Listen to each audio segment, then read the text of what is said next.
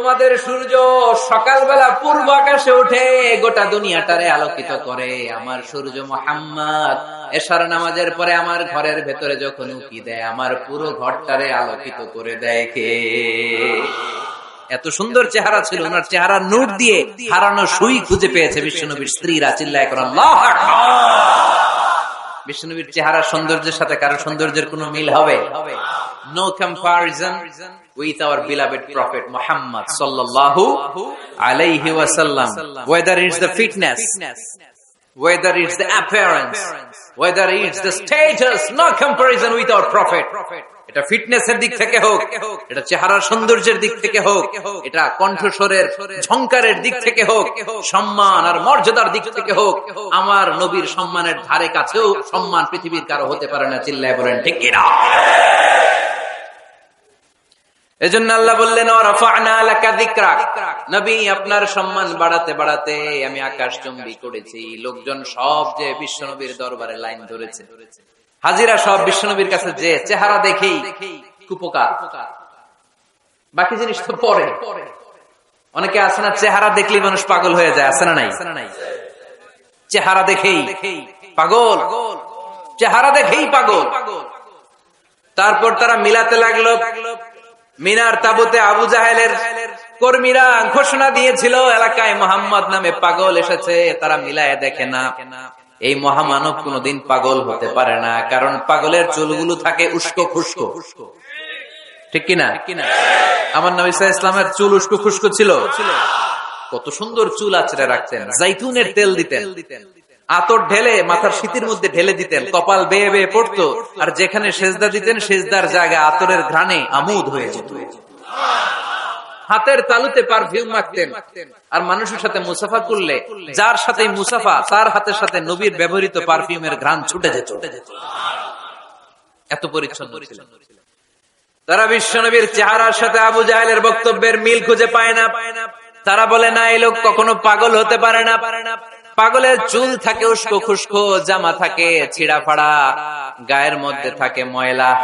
পাগল কখনো দাঁত মাজে না, কিন্তু বিশ্বনবীর মুচকি হাসির ফাঁক দিয়ে দাঁতের দিকে তাকালে মানুষগুলো সব পাগল হয়ে যায়। স্মাইল দিতেন বিশ্বনবী, স্মাইল, মুচকি হাসি, তাবাসসুম। বিশ্বনবীর মুচকি হাসি দেখলে মানুষ পাগল হয়ে যেত, পাগল পাড়া হয়ে যেত। তারা বলে না না, এ মহামানব তো কখনো পাগল হতে পারে না। আবার মিলাতে লাগলো। আবু জাহেলের কর্মীরা বলেছিল এটা নাকি বড় জাদুকর, কিন্তু তারা বলে না না, এ অসাধারণ লোকটা জাদুকর হতে পারে না, সে তো কোনো মন্ত্র পড়ে না। জাদু করার জন্য মন্ত্র পড়ার দরকার আছে না নাই? বিষ্ণুনবী কি মন্ত্র পড়তো? বিষ্ণুনবী কি পড়ে শোনাতো? চিল্লায় বলেন, কি পড়ে শোনাতো? কোরআন শোনাতো। এত সুন্দর কণ্ঠ ছিল বিশ্বনবী। পাগল হয়ে যেত মানুষ শুনতে শুনতে, পাগল পাড়া হয়ে যেত, বিমুগ্ধ হয়ে যেত। তারা সবাই বলতে আরম্ভ করলো, আবু জাহেল তুমি মিথ্যাবাদী, তবে তোমাকে ধন্যবাদ এরকম একটা মানুষের সাথে পরিচয় করিয়ে দেওয়ার জন্য। সুবহানাল্লাহ কইলেন না? আমরা মেনে নিতে পারলাম না সে পাগল নয়, জাদুকর নয়, সে হলো এই জামানার পয়গাম্বার। আমরা পড়ে নিলাম লা ইলাহা ইল্লাল্লাহু মুহাম্মাদুর রাসূলুল্লাহ সাল্লাল্লাহু আলাইহি ওয়াসাল্লাম। ওয়ারাফা'না লাকা যিকরাক, নবী হে এইভাবে আমি আপনার সম্মানকে বাড়িয়েছি। হাইসুমা যুকিরতু যুকিরতা মাই, নবী যেখানে আমার নাম নেওয়া হবে আমার পর পর আপনার নামও নেওয়া হবে। পড়েন সুবহানাল্লাহ। যেখানে আমার আল্লাহর নাম, তারপরে আমার নবীর নাম আছে না নাই? কালিমার ভেতরে লা ইলাহা ইল্লাল্লাহ আমার আল্লাহর নাম শোভা পায়, তারপরে মুহাম্মাদুর রাসূলুল্লাহ দ্বিতীয় বাক্যে আমার নবীর সুন্দর নামটা আছে না নাই? কালেমার মধ্যে প্রথমে আল্লাহর নাম, তারপরে নবীর নাম। হাইসুমা যুকিরতু যুকিরতা মাই, নবী কিভাবে আপনার মর্যাদা আমি বাড়াবো জানেন? যেখানে আমি ওইখানেই আপনি, যেখানে আমার নাম নেওয়া হবে তারপরেই সৃষ্টিকুলের মধ্য থেকে শুধু আপনার নাম নেওয়া হবে। সুবহানাল্লাহ পড়েন। আপনার উম্মতেরা গোটা বিশ্বে সালাত আদায়ের জন্য আজান দিবে, আজানের প্রথম 4 বাক্যে আমি আল্লাহর বড়ত্ব আল্লাহু আকবার, তারপরের 2 বাক্যে আমি ছাড়া কোনো ইলাহা নাই এটার সাক্ষ্য দেয়া হবে। তারপরের দুই বাক্যে সবাই সাক্ষ্য দিতে বাধ্য, আপনি ছাড়া দুনিয়ায় আর কোন শেষ রাসূল নাই। তার মানে আজানের মধ্যেও আমার আল্লাহর নামের পরে আমার নবীর নাম আছে না নাই? এরপর আমরা একামত দিয়ে জামাত শুরু করি। এই জামাতের আগে যে একামতটা দেই, এই একামতেও আল্লাহর নামের পরে আমার নবীর নামটা আছে না নাই? আল্লাহু আকবার, আল্লাহু আকবার, আশহাদু আন লা ইলাহা ইল্লাল্লাহ, আশহাদু আন্না মুহাম্মাদার রাসূলুল্লাহ সাল্লাল্লাহু। তার মানে আজানে আমার নামের পরে আপনার নাম, একামতে আমার নামের পরে আপনার নাম। নামাজের শেষে যখন আমরা শেষ বৈঠকে বসি, সেখানে বিশ্বনবীর উপর দুরূদ আছে না নাই? তার মানে সব জায়গায় বিশ্বনবীর নাম নেয়াকে আবশ্যক করে দিয়েছে কে? নবী। হে, এই গোটা বিশ্বের ভেতরে সূর্য উঠবে, সূর্য ডুববে, শীত যে গ্রীষ্ম আসবে, দিন যে রাত আসবে, এক মুহূর্তের জন্য আপনার নামের আলোচনা থামবে না। চিল্লায় বলো ঠিক কি না? রাফা'না লাকা যিকরাক, I have dignified your status very high, very high. অনেক উপরে নিয়েছি, আকাশ বাতাস ছাপিয়ে, সাত আকাশ কাঁপিয়ে আরশ পর্যন্ত আমি আপনার মর্যাদাকে বুলন্দ করেছি। এই পৃথিবীতে যত আসমানি কিতাব এসেছিল, সবগুলো আসমানি কিতাবে বিষ্ণুনবীর নাম উল্লেখ করেছে কে? তার মানে তাওরাতের ভেতরে বিষ্ণুনবীর নাম আছে না নাই? ইনজিলে, জাবুর, সুহুফে ইব্রাহিম, সুহুফে মূসা, আল্লাযী ইয়াজিদুনাহু মাকতুবান ইনদাহুম ফিত তাওরাতি ওয়াল ইনজিল। ইহুদিরা খ্রিস্টানরা বিষ্ণুনবীর মানতে চাইতো না। তারা বলতো, মুহাম্মদ তোমার নাম তো আমাদের কিতাবে নাই। বিষ্ণু বললেন পড়ো। তারা পড়তে পড়তে বিষ্ণুনবীর জায়গাটা লুকিয়ে রাখতো। যেখানে বিষ্ণুনবীর নাম ওরা এভাবে ধরে রাখতো। বিষ্ণু সাল্লাল্লাহু আলাইহি ওয়াসাল্লাম এক সাহাবাকে বললেন, আমি তো ওদের ভাষা বুঝি না, তুমি ওদের ভাষা বুঝে দেখো কোন জায়গায় চোরামিটা কর। প্রতিটা কিতাবের প্রতিটা পাতায় পাতায় বিষ্ণুনবীর নাম আছে না নাই? সাইয়েদনা আদম আলাইহিস সালাম থেকে শুরু করে ঈসা আলাইহিস সালাম পর্যন্ত যত নবী এসেছে, সব নবী সুসংবাদ দিয়েছে যে একজন নবী আসবে, যেই নবী আসার মধ্য দিয়ে এই আম্বিয়া আলাইহিমুস সালাম পৃথিবীতে আসার যে ধারাবাহিকতা, এই সিলসিলা, এই চেইনকে আল্লাহ তাআলা কাট অফ করে দিবে। সাইয়েদনা আদম তার বংশধরদেরকে বলেছে, নূহ আলাইহিস সালাম তার প্রজন্মকে বলেছে, ইব্রাহিম আলাইহিস সালাম তার জেনারেশনকে বলেছে, মূসা আলাইহিস সালাম বনি ইসরাইলকে শুনিয়েছে। সর্বশেষ সাইয়েদনা ঈসা আলাইহিস সালাম এসে বলেছে, ইয়াতি মিন বাদি ইসমুহু আহমদ, আমার পরে এমন এক নবী আসবে, তার নাম, চিল্লায় বলেন, আহমদ বড় বিশ্বস্ত, সে কোন বন্ধু বলো বেশি বিশ্বস্ত, সে কোন বন্ধু বলো বেশি বিশ্বস্ত, কার কাছে মন খুলে দেয়া যায়, কার কাছে প্রাণ খুলে বলা যায়, হওয়া যায় অতি আশ্বস্ত, তার নাম আহমদ বড় বিশ্বস্ত। সুবহানাল্লাহ পড়ে, ইয়াতি মিন বাদি ইসমুহু আহমদ, আমার পরে এমন এক নবী আসবে, তার নাম হবে আহমদ। এই নবীর পরে আর কোন নবী আছে? চিল্লায় বলেন, লা নবিয়্যা বাদি ওয়ালা রাসূলা, আমার পরে কোনো নবীও নাই, আমার পরে কোনো রাসূলও নাই। তবে আমার পরে যদি নবী হওয়ার যোগ্যতা কারো থাকে, আমার উমরে ফারুক নবী হওয়ার যোগ্যতা রাখে। কোন নবী নাই, খাতামুন নবিয়্যিন, আমার পরে কোন নবী নাই। তার মানে বিশ্বনবীর জীবনে 3 নম্বর নিয়ামত হলো রাফা'না লাকা যিকরাক, মর্যাদা আমি বাড়াতে বাড়াতে বাড়াতে বাড়াতে নবী অনেক উপরে নিয়েছি। আবার আল্লাহ আমাদেরকে ডেকে বললেন, ও ঈমানদার বান্দারা শোনো, আমি স্বয়ং আল্লাহ তাআলা আমার ফেরেশতা বাহিনী নিয়ে এই নবীর উপরে স্বয়ং আমি দুরূদ পড়ি। ইন্নাল্লাহা ওয়া মালাইকাতাহু ইউসাল্লুনা আলান নবী ইয়া আইয়ুহাল্লাযীনা আমানু সাল্লু আলাইহি ওয়া সাল্লিমু তাসলিমা। পড়েন, আল্লাহুম্মা সাল্লি আলা মুহাম্মাদ ওয়া আলা আলি মুহাম্মাদ কামা সাল্লাইতা আলা ইব্রাহিম وعلى آل إبراهيم إنك حميد مجيد اللهم بارك على محمد وعلى آل محمد كما باركت على إبراهيم وعلى آل إبراهيم إنك حميد مجيد চিৎকার করে পড়েন সুবহানাল্লাহ।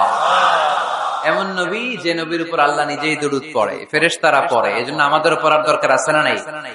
আবার আল্লাহ বললেন নবী আপনি এমন নবী যেই নবীকে আমি হাউজে কাউসার দিয়েছি, লক্ষ লক্ষ নবীদের কাউরে কিয়ামতের দিন আমি হাউজে কাউসারের মালিক বানাবো না, শুধুমাত্র কেবলমাত্র একমাত্র আপনি ছাড়া। ইন্না আ'তাইনাকাল কাউসার ফাসাল্লি লিরাব্বিকা ওয়ানহার ইন্না শানিআকা হুয়াল আবতার। সুবহানাল্লাহ পড়ে। এই হাউজে কাউসারের পানি খেতে চান, পান করতে চান? বিশ্বনবী না দিলে খাইতে পারবো আমরা? হাউজে কাউসার পান করতে চান কারা? হাত তুলে দেখা।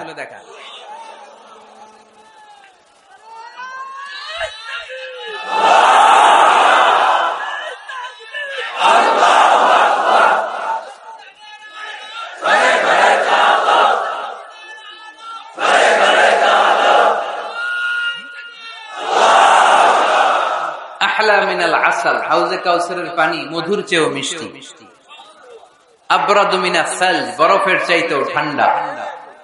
আবিয়াদু মিনাল লাবান, দুধের চাইতেও সাদা। মান শারিবা মিনহা শারবাতান লাম ইয়াজমা আবাদা, এক ঢোক হাউজে কাউসারের পানি যে খাবে চিরকালের জন্য তার গলার তৃষ্ণা মিটে যাবে। ওই হাউজে কাউসার বিশ্বনবীকে দিয়ে বিশ্বনবীর মর্যাদা বাড়িয়েছে কে?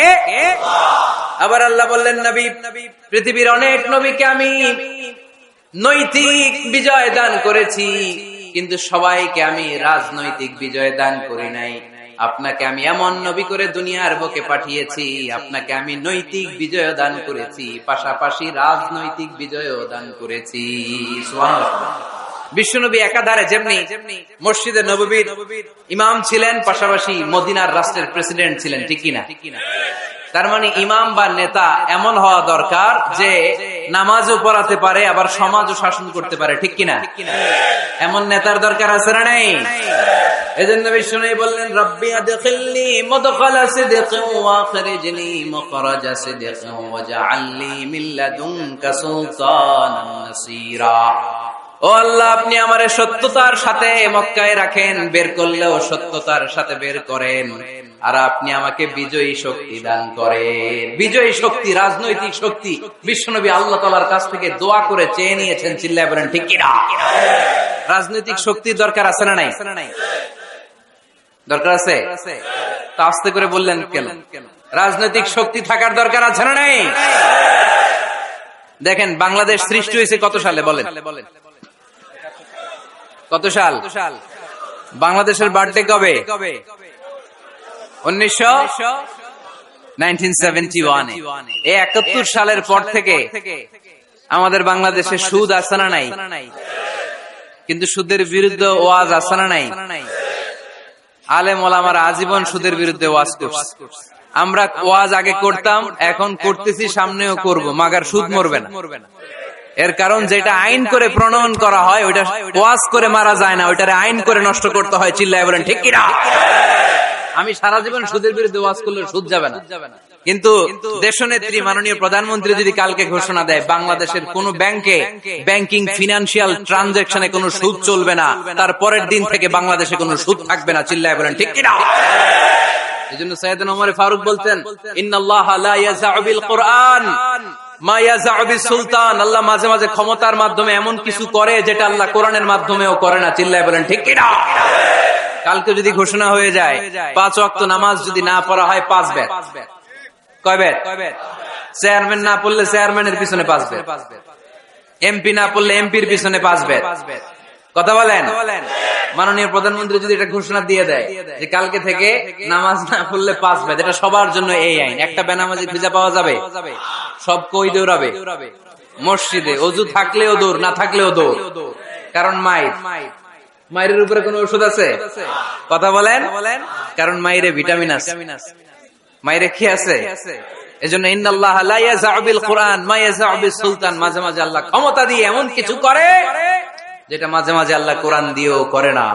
এজন্য অনেক নবীকে নৈতিক বিজয় দান করলো, বিশ্ব নবীকে শুধু নৈতিক বিজয় নয়, পাশাপাশি রাজনৈতিক বিজয়ও দান করেছে কে?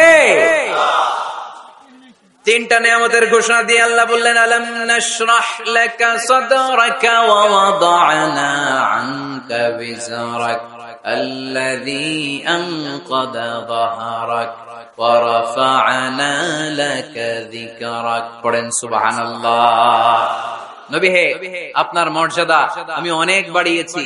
আপনার কথা শুধু মুসলমানেরাই বলে না, হিন্দুরাও বলে। আছে না নাই? গতকাল এক হিন্দু ভাই আমার হাতে হাত রেখে শাহাদা বাক্য পাঠ করে গাজীপুরে মুসলমান হয়ে গেছে। বিশ্বনবীর কথাগুলো যখন তারা শোনে, তারা নিজেদেরকে ধরে রাখতে পারে না। আপনারা মহাত্মা গান্ধীর নাম শুনেছেন? তিনি ভারতের অবিসংবাদিত নেতা। বিশ্বনবীর ব্যাপারে কমেন্ট করেছেন যে এরকম নেতা পৃথিবীতে আর দ্বিতীয়টা কখনো হবে না। মহাত্মা গান্ধী কি মুসলমান না হিন্দু? গোটা বিশ্বের খ্রিস্টানরা বিশ্বনবীকে নিয়ে এখন মাতোয়ারা। মাইকেল এইচ হার্ট খ্রিস্টান, একটা বই লিখে গোটা বিশ্ব কাঁপিয়েছেন, the 100 ranking of the most influential people and person in the world. পৃথিবী কাঁপানো 100 জন মনীষীর জীবনী নিয়ে একটা বই তিনি করেছেন।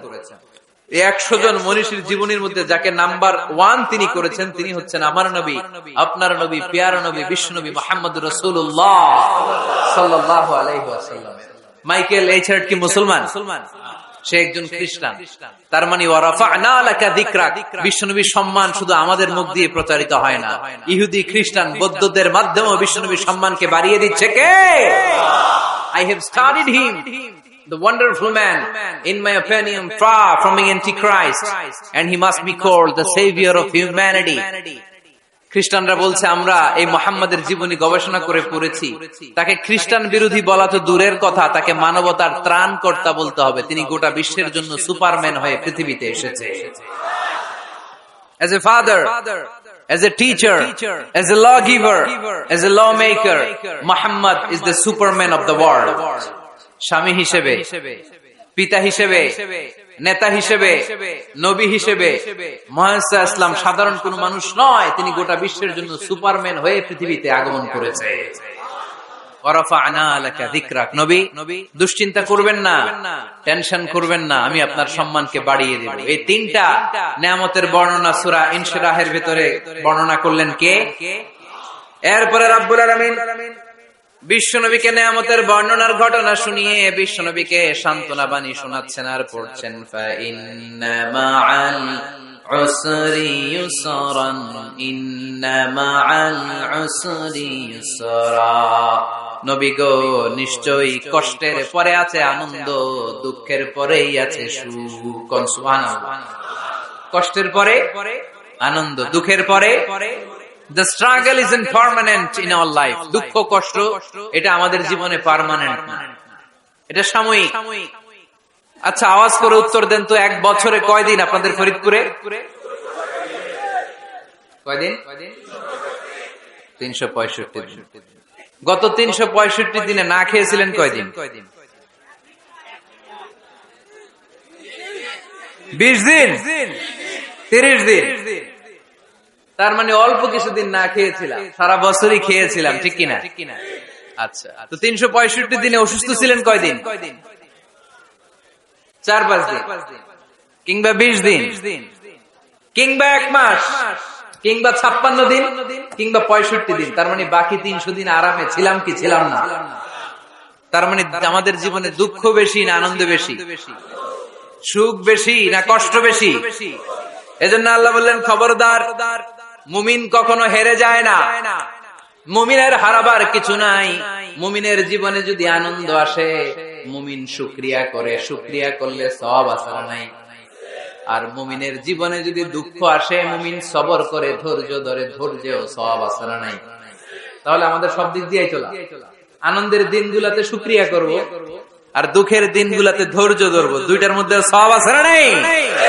এজন্য বিশ্বনবী বললেন, আজাবান লি আমরিল মুমিন, মুমিনের বিষয়টা খুবই আশ্চর্যের। ফাইন আসাবাতহু সাররাউন শাকারা, মুমিন যদি আনন্দে থাকে সে শুকরিয়া করে, শুকরিয়া করলে লাভ আছে না নাই? ওয়াইন আসাবাতহু দাররাউন সাবারা, আর দুঃখে পড়লে সে সবর করে, ধৈর্য ধরে, ধৈর্য ধরলে সওয়াব আছে না নাই? তার মানে আমাদের হারাবার কিছু আছে। মাঝে মাঝে আল্লাহ আমাদেরকে দুঃখ কষ্ট দিয়ে পরীক্ষা করতে চান, এগুলো আমাদের জন্য খারাপ নয়। এই দুঃখ কষ্ট বিপদ আমাদের কোমরকে সোজা করে, আমাদের পায়ের মাটিকে শক্ত করে, চিল্লায় বলেন ঠিক কিনা? প্রতিকূল পরিবেশে কিভাবে বাঁচতে হয় এই দুঃখ কষ্ট আমাদেরকে শিখায়। এজন্য মুমিন বান্দার বৈশিষ্ট্য হচ্ছে দুঃখ কষ্ট বেদনা জ্বালা এগুলোতে সে আপসেট হয় না, সে হাল ছেড়ে দেয় না, সে ভরসা রাখে একজনের উপর, চিল্লায় বলতে হবে তিনি কে? কারণ মুমিন জানে রাত্রি যত গভীর হয় অন্ধকার তমানিসা ভেদ করে সুবহে সাদিক হয়। মুমিন জানে গর্ভবতী নারীর পেটের ব্যথা যেই দিন বাড়তে থাকে ওই দিনই নতুন মেহমান আগমনের সময় ঘনাতে থাকে। মুমিন জানে তার জীবনে দুঃখ কষ্ট বিপদ যত বাড়তে থাকে সুখের দিন কাছে আসতে থাকে। এজন্য মুমিনের হারাবার কিছু নেই। ফাইন্না মাআল উসরি ইউসরা, ইন্না মাআল উসরি ইউসরা। নবী হে, কষ্টের পরেই আছে আনন্দ, দুঃখের পরেই আছে সুখ। আপনি সমস্যায় পড়েছেন, ওই সমস্যার সমাধানও আছে না নাই? এই পৃথিবীতে এমন কোন সমস্যা আছে যেটা সমাধান নাই? কথা বলেন। সমস্যা তৈরি করেছে কে? আবার সমাধানও দিয়েছে কে? Allah doesn't create a lock without its key. Allah কখনো চাবি না বানাইয়া ওইটার তালা বানায় নাই। কথা কন। তালাও যেহেতু আছে, ওই তালার চাবিও বানিয়েছে কে? মা আনজালাল্লাহু দাআন ইল্লা আনজালাল্লাহু লাহু শিফা। আল্লাহ দুনিয়ায় এমন কোন রোগ পাঠায় নাই যে রোগের ঔষধ বানায় নাই, এমন কোন রোগ নাজিল করে নাই যেই রোগের কোন চিকিৎসা বানায় নাই, হয়তো সেটা আবিষ্কার হয় নাই। অনেকে ক্যান্সারের কথা বলতে পারেন যে হুজুর ক্যান্সার এমন রোগ, এই ক্যান্সার তার নাই কোনো অ্যানসার, কিন্তু বিজ্ঞানীরা বলতেছে এটারও অ্যানসার আবিষ্কৃত হচ্ছে। সুবহানাল্লাহ কইবেন না? কিছু কিছু ক্ষেত্রে হয়েও গিয়েছে। এজন্য দুঃখের পরেই আছে সুখ, কষ্টের পরেই আছে আনন্দ। এই দুনিয়াটাই এরকম, কষ্টের পরই আনন্দ। দেখবেন তারাবির নামাজ 20 রাকাত পড়তে কষ্ট লাগে না? কোমরে ব্যথা, হাঁটুতে ব্যথা, কিন্তু 20টা রাকাত যখন শেষ করে মসজিদ থেকে বের হই একটা আনন্দ আছে না? কষ্ট করে পরীক্ষার জন্য প্রিপারেশন নিলেন আপনি কয়েক মাস, কিন্তু ফলাফল যখন ভালো হয় তখন একটা আনন্দ আছে না নাই? সারাদিন রোজা রাখলেন রমজানে, কি কষ্ট, তৃষ্ণায় গলা ফেটে যায়, কিন্তু ইফতারির সময় যখন রুহাবজা শরবতটা খাই কেমন লাগে? একটা আনন্দ আছে না নাই? এজন্য আল্লাহ বললেন فَإِنَّ مَعَ الْعُسْرِ يُسْرًا إِنَّ مَعَ الْعُسْرِ يُسْرًا। ও নবী, কষ্টের দিন মক্কায় অল্প কিছু দিন, মদিনাতে আনন্দের দিন অপেক্ষা করছে। আমাদের জীবনে যদি দুঃখ কষ্ট আসে আমরা ধৈর্য ধরব, তাওয়াক্কুল করব একজনের উপর, তিনি কে? কারণ আমরা বিশ্বাস করি কষ্টের দিন এটা চিরকালের জন্য নয়, সামনে আনন্দের দিন আমাদের জন্য সেট করে রেখেছে কে? তাহলে আমরা সূরাতুল ইনশিরাহ থেকে 3টা নেয়ামতের বর্ণনা শুনলাম, বিশ্বনবীকে কি সান্ত্বনা দেয়া হলো সেটা শুনলাম। এবার 2টা গাইডলাইন শুনে তাফসীর আমরা শেষ করব। শুনতেছেন? কষ্ট হচ্ছে? উঠা বসা করতেছেন কেন? উঠলেন কারা কারা? শেষ করে দিব? দোয়া করে দেই। কি গাইডলাইন দিলেন শুনবেন? কে কে শুনবেন না? হাত তোলেন।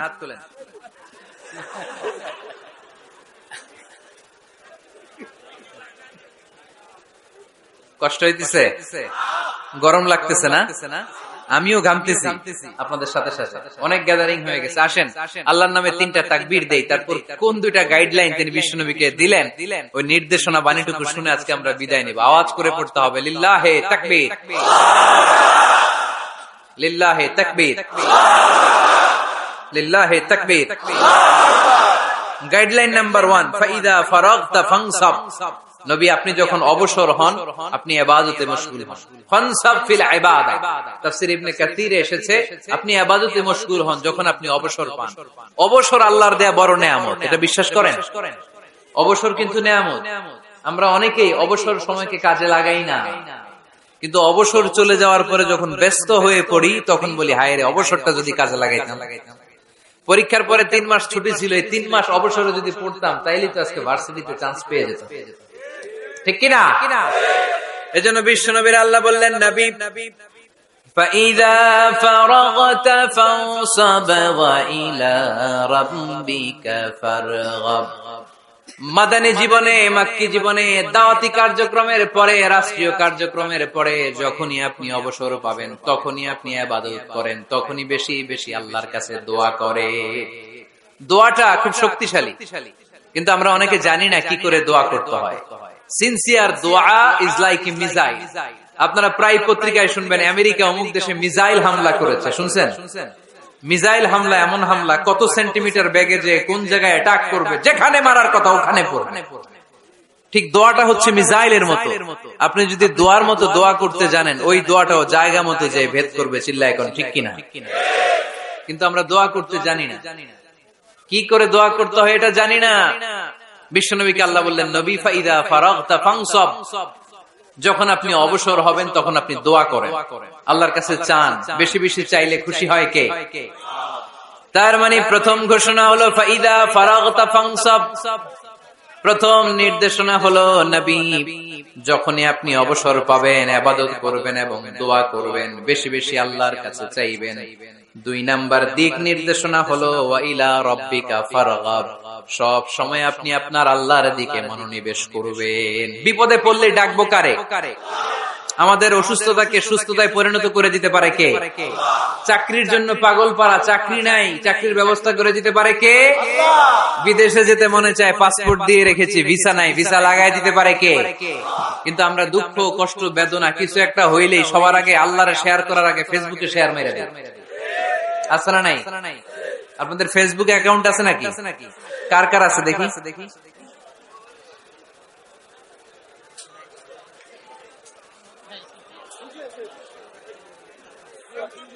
আছে আছে। এটার জন্য আমরা ভালো কাজে লাগাই, ঠিক কিনা?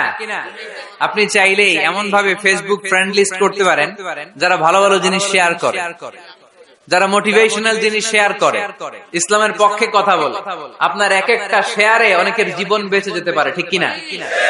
একজন মুমূর্ষ রোগীকে বাঁচাতে রক্তের প্রয়োজন, রক্তের গ্রুপ এ পজিটিভ। যারা রক্ত দান করতে আগ্রহী তারা এই নম্বরে যোগাযোগ করুন। ফেসবুকে মাঝে মাঝে এরকম নিউজ আসে না নাই? আপনি just you put down and share, শেয়ারের মধ্যে একটা পুট করে দিলেন, একটু শেয়ার মেরে দিলেন, ছড়িয়ে পড়লো হাজার হাজার ফেসবুক ফ্রেন্ডদের কাছে। তাদের অনেকে ব্লাড দিতে আগ্রহী, সে তাড়াতাড়ি যে সেখানে ব্লাড ডোনেট করে আসলো। আপনার একটা শেয়ারের কারণে বেঁচে গেল অনেকগুলো প্রাণ। চিল্লা এখন ঠিক কিনা? রক্তদানের মতো শ্রেষ্ঠ ইবাদত হতে পারে? আমরা মনে করি শুধু জিকিরি ইবাদত, আমরা মনে করি শুধু নামাজি ইবাদত। রক্তদান, এক ব্যাগ রক্ত থেকে অনেক মানুষকে বাঁচানো যায়। এর মধ্যে আছে হিমোগ্লোবিন, এর মধ্যে আছে প্লাটিলেট, আছে প্লাজমা। রক্তে একটা উপাদান আছে প্লাজমা, নাম শুনছেন? আগুনে পোড়া রোগীকে বাঁচাতে এই প্লাজমা লাগে। হসপিটালের বার্ন ইউনিটে যেয়ে দেখবেন মানুষ কিভাবে চিল্লায়। নুসরাত নামে একটা মেয়ে মারা গেল না? এক বদমাইশের কবলে পড়ে মারা গেল না? তাকে আগুন জ্বালিয়ে দেয়া হয়েছিল তার গায়ে, তার প্লাজমা গুলো জ্বলে গিয়েছিল। আগুনে পোড়া রোগীর যে কি কষ্ট, একটু দেখার জন্য হসপিটালের বার্ন ইউনিটে যাবেন, দেখবেন যে কি কষ্টে আছে তারা। এই প্লাজমা গুলোকে অনেক সেন্টিগ্রেড তাপমাত্রা নামিয়ে ঠান্ডা করে দেহে পুশ করা হয়। আপনার এক ব্যাগ রক্ত থেকে প্লাজমা আলাদা করা হবে, প্লেটলেটস আলাদা করা হবে, হিমোগ্লোবিন আলাদা করা হবে, শ্বেতকণিকা, লোহিত কণিকা আলাদা করে অনেকগুলো মানুষ বেঁচে যাবে। এজন্য ফেসবুক থাকাটা দোষের কিছু না, তবে ভালো কাজে আমরা ব্যবহার করব, ঠিক কিনা? আপনার ফেসবুক শেয়ারিং আপনার জান্নাতি বানাতে পারে, আর আপনার ফেসবুক শেয়ারিং আপনার জাহান্নামের লাকড়ি বানাতে পারে। চিল্লায় বলেন ঠিক কিনা? So the decision is yours. সিদ্ধান্ত আপনাকে নিতে হবে, আপনি কিভাবে করবেন। যে কোনো বিপদে ওয়া ইলা রাব্বিকা ফারগাব, কোন দিকে মনোনিবেশ না করে কার দিকে মনোনিবেশ করব?